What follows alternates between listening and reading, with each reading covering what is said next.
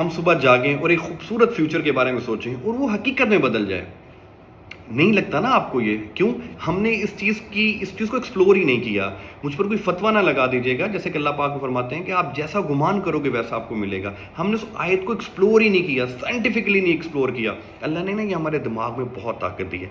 अल्लाह ने दिमाग में एक फ़िल्टर लगाया है, इस फ़िल्टर को बोलते हैं RAS।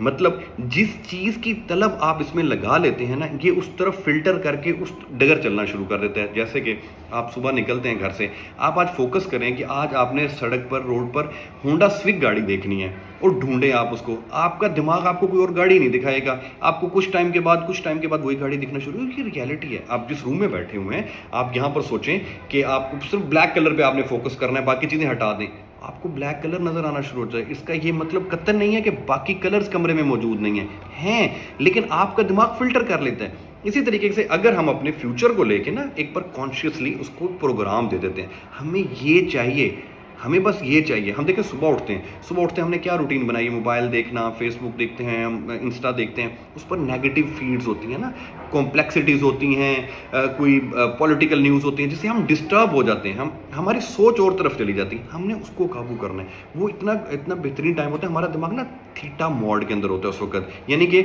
हमारा सबकॉन्शियस एक्टिवेट होता है। हमने उस वक्त जो प्रोग्रामिंग देनी है, हमारे दिमाग ने डायरेक्ट सेव करनी होती है उस डेटे को।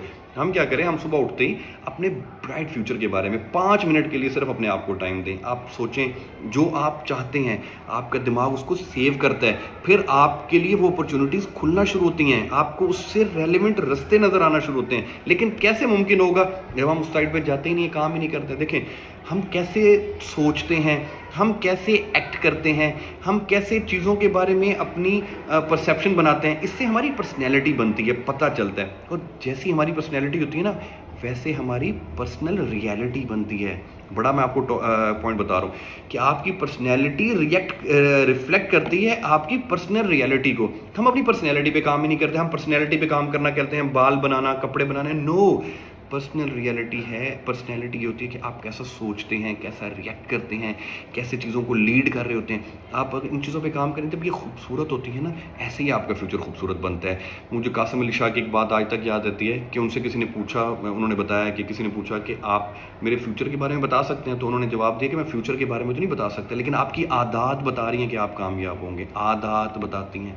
उन आदत को चेंज करने के लिए, उन पे काम करने के लिए आपको अपनी सोच पर काम करना चाहिए। इसलिए NLP की ट्रेनिंग सिखाई जाती है, ताकि आप खुद को बदलें और अपने आप को वहाँ पहुँचा सकें जिसके ख्वाब आपने देखे हैं। और वो नामुमकिन नहीं है, यकीन जाने नामुमकिन नहीं है। बहुत शुक्रिया आप सबका।